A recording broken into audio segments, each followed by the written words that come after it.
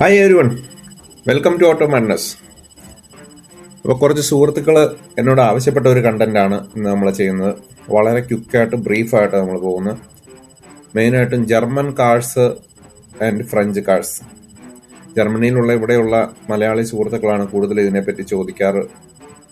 German ബ്രാൻഡുകൾ തന്നെ മേടിക്കണോ, French ബ്രാൻഡുകൾ പ്യൂജിയോട്ട്, സിട്രിയോൺ, റിനോൾട്ട് അങ്ങനെയുള്ള മറ്റ് ബ്രാൻഡുകൾ ഇതേ ടെക്നോളജീസും അല്ലെങ്കിൽ കേപ്പബിലിറ്റീസും ഒക്കെ ആയിട്ട് വരുന്ന ഫ്രഞ്ച് കാർസ് ചീപ്പർ ഓപ്ഷൻ ഉള്ളപ്പോൾ നമ്മൾ എന്തിനാണ് ജർമ്മൻ ബ്രാൻഡുകളായ BMW, Volkswagen, Audi, Mercedes Benz ഇങ്ങനെയുള്ള ബ്രാൻഡുകളിലേക്ക് പോകുന്നത്? ഇവർ തമ്മിലുള്ള ഒരു വ്യത്യാസം എന്താണ്?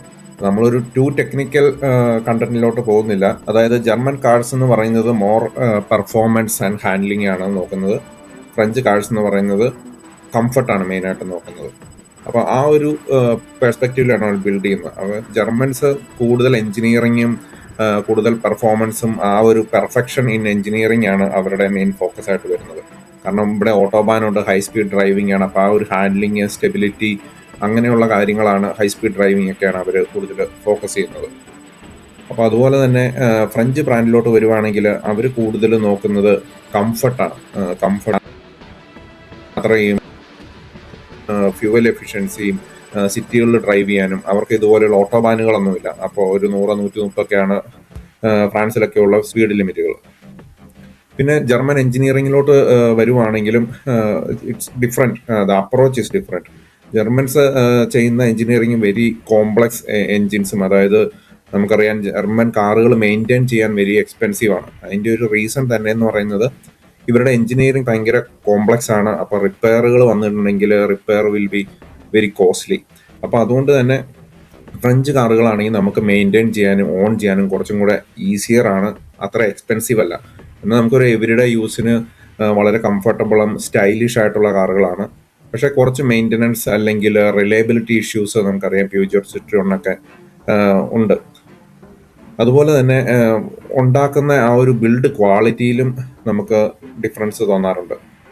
കാരണം അവരുടെ പെർസ്പെക്റ്റീവ് എന്ന് പറയുന്നത് ഇപ്പോൾ സിട്രിയോൺ പോലെയുള്ള ബ്രാൻഡുകളാണെങ്കിൽ കംഫർട്ട്, അവരുടെ ആ ഒരു നല്ല സോഫ്റ്റ് സസ്പെൻഷൻ അങ്ങനെയൊക്കെയാണ് അവർ കോൺസെൻട്രേറ്റ് ചെയ്യുന്നത്.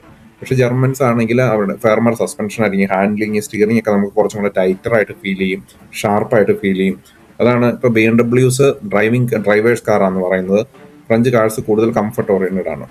ഇപ്പോൾ ഇൻറ്റീരിയറിൽ ഇപ്പോൾ പ്യോഷെ പോലെയുള്ള ബ്രാൻഡുകളുടെയൊക്കെ ഇൻറ്റീരിയറിലോട്ട് വന്നു കഴിഞ്ഞിട്ടുണ്ടെങ്കിൽ ഇപ്പം ഭയങ്കര പ്രീമിയം ആയിട്ട് നമുക്ക് ഫീൽ ചെയ്യുന്നുണ്ട്. അപ്പോൾ ഇതൊക്കെയാണ് ഒരു ബേസിക് ഡിഫറൻസ്. പിന്നെ ഈ പറയുന്ന ഇൻഷുറൻസ്, മെയിൻ്റനൻസ്, റീസെയിൽ ഇതിലെല്ലാം വ്യത്യാസങ്ങളുണ്ട്. ജർമ്മൻ കാർസ് കുറേ കൂടെ റീസെയിൽ വാല്യൂ ഹോൾഡ് ചെയ്യും. ഫ്രഞ്ച് കാർസ് ആകുമ്പോൾ അത്രയും റീസെയിൽ വാല്യൂ ഉണ്ടാകത്തില്ല. പക്ഷെ നമ്മൾ ഇനിഷ്യലി വാങ്ങിക്കുമ്പോൾ നമ്മുടെ പ്രൈസിന് lot of thing we are getting from French cars. So German cars എന്ന് പറയുന്നത് നമ്മൾ ഓൺ ചെയ്യുന്നത് അതെപ്പോഴാണെന്ന് ചോദിച്ചു കഴിഞ്ഞാൽ നമുക്കൊരു ഹൈ സ്പീഡ് സ്റ്റെബിലിറ്റി വേണം, സ്ട്രോങ് പെർഫോമൻസ് വേണം, ഒരു ലക്ഷറി ബ്രാൻഡ് ഫീല് വേണം. അതൊക്കെയാണ് നമുക്ക് വേണ്ടത്. സോ ഇനി നമുക്ക് കൂടുതൽ നോക്കുന്നത് നമ്മൾ കംഫർട്ട്, നല്ലൊരു സ്റ്റൈലിങ്, ലോവർ മെയിൻ്റനൻസ് കോസ്റ്റ് അങ്ങനെയൊക്കെയാണെങ്കിൽ നമുക്ക് ഫ്രഞ്ച് ബ്രാൻഡിലോട്ട് പോകാം. Thanks for watching guys. See you in the next video. By.